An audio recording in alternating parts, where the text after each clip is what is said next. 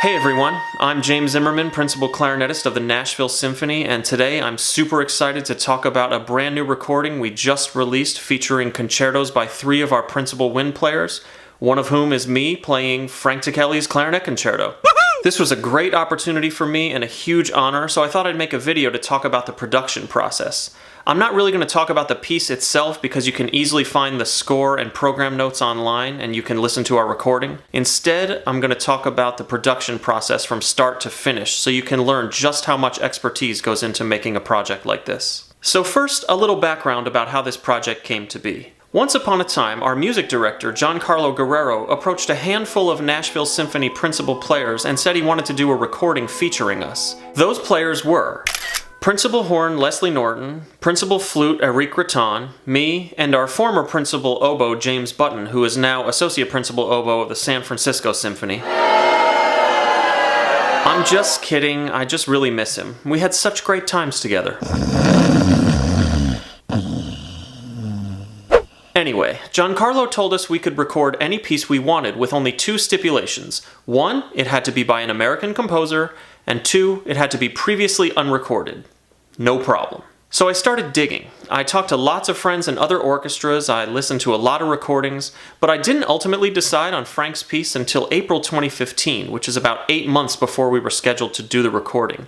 The way I decided was this. The Nashville Symphony was playing a week with my old boss, Carl St. Clair, who had hired me for my first job as second clarinet of the Pacific Symphony in 2007. The first piece on this concert was Frank Ticheli's Radiant Voices, which is a piece Frank had written for Carl and the Pacific Symphony in 1993 as a response to the LA riots. And Frank was here for the performance, so it was pretty cool. We had a Southern California reunion going on here. Plus, Frank is a professor at the University of Southern California where I went to school, so I'd worked a little bit with him there. He used to bring his compositions down to wind ensemble rehearsals for a little test drive, and I've been playing his wind ensemble compositions since the 5th grade. So one day, I ran into Frank backstage and he says, "You know, I just wrote a clarinet concerto, and I think it's one of my best pieces." I didn't even know he had written one, so I asked him about it, and he told me how it was written for Håkan Rosengren, and how the three movements are homages to Gershwin, Copland, and Bernstein. Frank also said he'd written 2 orchestrations for the piece, one for wind ensemble and one for orchestra. So I asked him, "Has it been recorded yet?" And he said, "Not the orchestra version," which made me even more intrigued. So that night, I visited Frank's website and I listened to a recording of the piece while I followed along with the PDF score, and as soon as I heard it, I said, "This is perfect." As soon as I heard it, I knew our orchestra would do a great job with the piece, and I felt like it was really well suited to my playing, so it seemed like a total slam dunk. I told Frank about it, he was super excited, we all went out to dinner after the Saturday night concert, and a good time was had by all. So now that we've got a little background, I'll talk about the recording process. Here in Nashville, we do all of our recordings the same way. We record all 3 concerts, and then after the last concert, we do a 20-minute patch session in our empty hall, and the final product is made of a mixture of all that material. All of our recordings are done under the Integrated Media Agreement, which is a national agreement between the American Federation of Musicians and the orchestras who are signatory to that agreement, and this allows orchestras to make recordings more efficiently and inexpensively than they could using the traditional studio approach. Here in Nashville, we make about 3 recordings a year on the Naxos label. Naxos is headquartered here, and we have a long-standing good relationship with them. So these 4 concertos were made on 2 separate classical series weeks. James Button and I recorded our concertos in January of 2016, and Eric and Leslie recorded their concertos the following year in April of 2017. James Button's recording went onto an all Jennifer Higdon disc, which was released in March of 2017, and that album won a Grammy Award for Best Classical Compendium this year, which was the Nashville Symphony's 13th Grammy Award. And the remaining 3 concertos went onto another CD that was just released in February of this year, so maybe that'll be Grammy number 14 for the Nashville Symphony? That'd be awesome. The recording process for the Ticheli was fascinating, so I thought we'd talk to the 10-time Grammy Award-winning producer who engineered it. He was recently here for another project, so I caught up with him then. So here we are in the control room at the Schermerhorn Symphony Center. This is just off stage left. I am joined now by our recording engineer, producer, wizard, Mr. Tim Handley. He's joining us from London, is that right? Yeah, that's correct, yeah, London, yeah. Cool. We got some friends in London. Give us some idea of what your week looks like. What do you do when you first get here? So I tend to get here for the second rehearsal, which is the Wednesday. So I get here Tuesday, set up. And so come the second rehearsal, I'm ready to start listening to what the orchestra's doing, how difficult it is, what the balance is like, what the orchestra's struggling with and what they're finding easy. I'm sort of learning it at the same time as the orchestra's learning it, really. That's what I do. So while we're learning it, are you getting levels, setting up gear? Yeah, I mean, we have the mics up and I'm getting the balance roughly set up.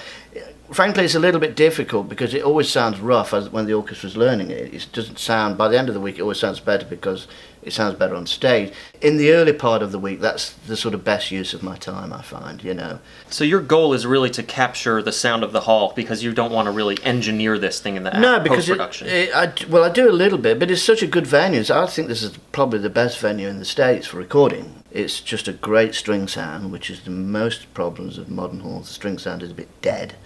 Well, I think this is such a beautiful sound. I mean, it's lively, so some of the players don't like it, but for recording, you tend to want it a bit liver. So for me, it's usually a pretty good balance out there. For the gearheads listening, what kind of software do you use? I use a system called Sequoia, which is a German company used in German broadcasting stations. They use it at the Gewandhaus, for instance, a lot. They do all their stuff, and it's just very good for classical music because the editing is so good. For classical music, what you need is really good, quick, secure editing. So things like Pro Tools that use more in film and rock and roll, it's not so good for what the work I do. So I use Sequoia, and no problems with it really. Cool. Now, there's been a shift in this industry from live recording, from studio recording to live recording. How do you think that has changed the quality of recordings that come out? Well, the problem is that people's expectation of a live recording, they want it to sound as good as a studio recording and feel somewhat cheated if it doesn't, and it's arguably you're trying to kind of find something in the middle between a studio recording and basically a live broadcast. You have to kind of somehow bring some of the techniques of studio recording into broadcast recording and sort of somehow merge the two, and it's not easy, I have to say. From a technical point of view, there are a few challenges, but the main challenges are musical, really.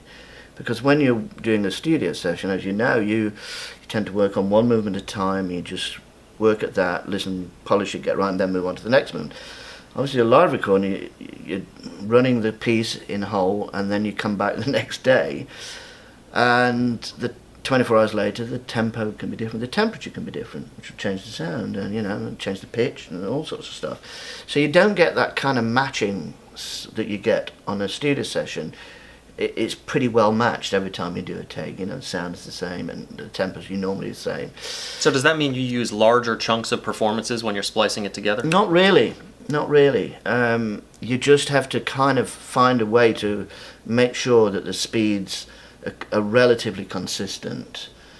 With the conductor, obviously, is a key thing there, and it tends to get faster throughout the week. So what's your communication like throughout the week with the composer, the soloist, the conductor, and who's in charge? It shifts, frankly. Early in the week, it's the composer. The orchestra's looking to the composer for instruction. The conductor's looking to the composer for instruction. But once they're deep into the rehearsal and they've got it under their fingers, then it swings to the conductor, and the composer tends to kind of just sit back. When it comes to my end, really the composer's work is done. If he's not contributed what he wanted to say by that time, it's kind of too late. But ultimately, the final say of what goes on the CD is kind of yours. Well, but I can only put on the CD what you guys give me, remember? Yeah. You have to play it. All I have to do is capture it. So for our recording that we did of the Ticheli, we did the Thursday night concert, and then you had me come in Friday morning to listen all the way through it, which I thought was great because I knew that we had a good one in the bag. Yeah, and also you can hear I want to change that, it's not quite right, it's like different colour there, just lay back there. You listening is much more useful to you than whatever I can say because you hear it firsthand. And you can hear it clearer in here in the box than you can on stage, frankly. Yeah. What do you usually do in patch sessions? You usually are fixing audience noise? Certainly there's that. There's noises. Remember, it's usually multiple concerts, so hopefully the noises are not in the same place each time. And then sorting out things that are consistently wrong, and by the first concert you normally know Where the danger areas are, because you've heard it 3 or 4 times and it tends to go wrong in the same place, the awkward corners going in through tempo changes, that sort of stuff. When there's no audience there, despite what people think, it tends to have a more organic feel when the orchestra's just concentrating on playing rather than performing to a live audience. I mean, it's despite what people say. It also feels different. The reverb is different. Reverb difference. It's more, musicians are kind of more, more in the zone on a session. When they're just concentrating on a relatively small section, it just coalesces in a way. And you don't have to say anything. I don't have to say anything. Giancarlo Guerrero doesn't have to say anything. It just happens. And after doing thousands of sessions, you know when to say nothing and when to say something. And so a recording session is not better, worse, it's just a different experience to performing in a concert. Players play differently, they make a different sound, they play a different pitch. Mm-hmm. I mean, everything changes. Sometimes for the better, sometimes for the worse, but it is different. It's a different experience. And it's a different experience for the listener as well, I think, Yeah, if it's an uncut live performance, you're more forgiving. Yeah, that's right, yeah. And if it's a studio session, you expect it to be not just technically accurate, but more kind of complete as a piece of music. I don't need to be an expert in Ticheli or a clarinet to record it, but what I do need to know is what's happening on the stage is a musical experience, that anybody can enjoy. And if we get that, then we're normally okay. Tim, thanks so much for this, and we're so happy that you're here doing another recording, and I'm personally really thankful for all your expertise on that project. We couldn't have done it without you, so thanks, man. Thanks a lot. All the best. So there's a lot to react to there, but before we do that, I want to take you inside a patch session so you can get a feel for what they're like. Hey, so we're just setting up for a patch session. We just finished the Saturday night concert, and you can see that it is 10:18 p.m. The audience is cleared out of the hall, and we're all just waiting for the tech guys to finish setting up the monitor. You can see that all over the hall we've got microphones. This is a lot more microphones than we would use for a standard classical series concert that'll be recorded for archival purposes and radio broadcast. You can see there's mics above the percussion section, there's a special mic on the piano, there's woodwind mics, string mics, mics right above Giancarlo. And the tech guys just finished setting up this monitor right here. That is the place where we'll hear Tim's voice coming through. Tim's in the booth off stage where I interviewed him earlier, and this is how he's going to communicate with us, with Giancarlo, to tell us what sections we need to do and if we got the takes or not. So yeah, I'm going to go take my tux off and get ready for the patch session, and I'll be back in a bit. 10:38 p.m. Getting ready to patch it up. Let's do it. It's getting quiet in here. Titus, start now. Give it a now.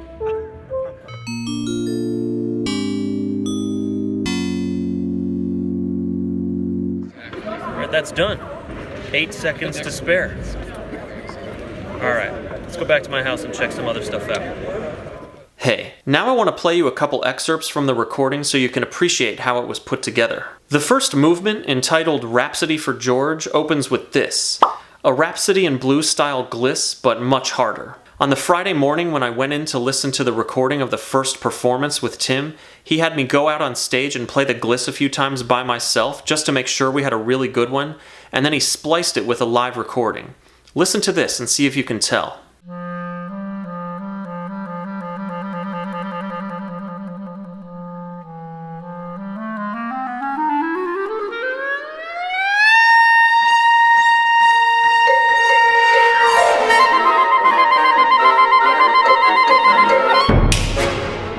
So I landed a little higher in the concert than I did when I was playing it by myself, but overall that's a pretty masterful edit by Tim. Next, from the second movement, entitled Song for Aaron, here's one of the more beautiful sections of the piece. This comes from the patch session, as audience noise is always a problem during a section as thinly orchestrated as this.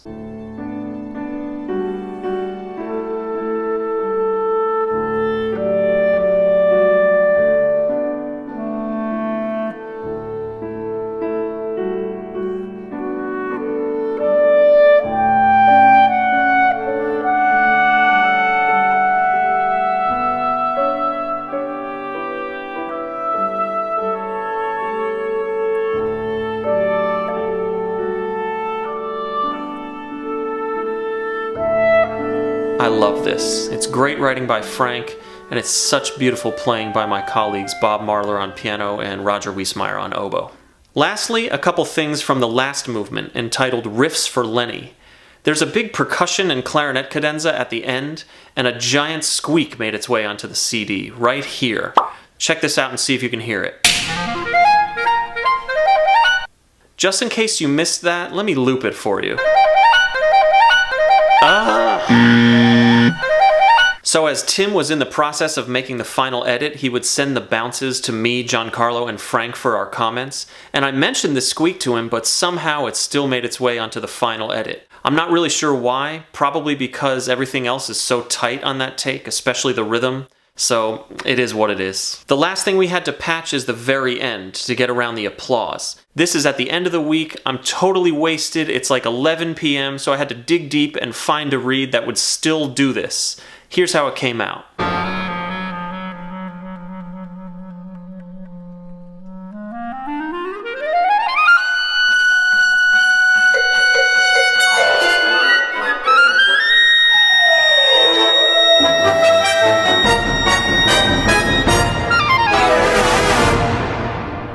So I'm barely high enough on that double high C, and it's not a great match with the trumpet section when they come in, which is pretty typical in a situation like this, but it's not bad. It's just kind of brutal having to do that at the end of a piece. You're killing me, Frank. So what do we learn from all this? First, it's fascinating to hear Tim's perspective on the recording process. Tim is a horn player, and I think he approaches recording like an instrumentalist would. Get all the technical work done early so that when the concert comes, you can really focus on the musicality of the whole thing. He also talked about the different approaches musicians take to recording sessions versus concerts and how that affects us in terms of sound, pitch, and rhythm. And that got me thinking about auditions too. I think we approach auditions, concerts, practicing, and recording all in different ways, and I'm not sure that's necessarily a good thing. I think the best approach is to try to be musical all the time, and that starts in the practice room. I think if you're in the practice room and you catch yourself flailing around aimlessly or noodling out of boredom, you might want to check yourself. Those habits may not serve you in situations where it really matters. So that's about it. I hope you enjoyed this video, and I hope you'll enjoy the recording as well. On a personal note, it was fun to revisit this piece, which I hadn't done in a couple years. Whenever I hear a recording of myself, it always takes me back to that time of life, and the time in which I learned and performed the Ticheli was a uniquely crazy yet beautiful stretch of life for me. And I'm really thankful that I have this musical monument to a very meaningful stretch of life. The last thing I want to do is thank everybody who contributed to this project. Giancarlo Guerrero for the opportunity, Frank Ticheli for the great piece and for all of your enthusiasm, Tim Handley for your masterful work on the recording, Larry Tucker and Mike and Demet for handling things that whole week made it really comfortable, my great colleagues in the Nashville Symphony, particularly Cassie Lee, who played the first clarinet part from the orchestra and did such a spectacular job, even though she said it ruined her Christmas vacation. And lastly, my wife Kristie, who's my biggest supporter, even when that means allowing me to learn a concerto quickly right after we got home from our honeymoon. So thanks for watching, and I'll catch you next time.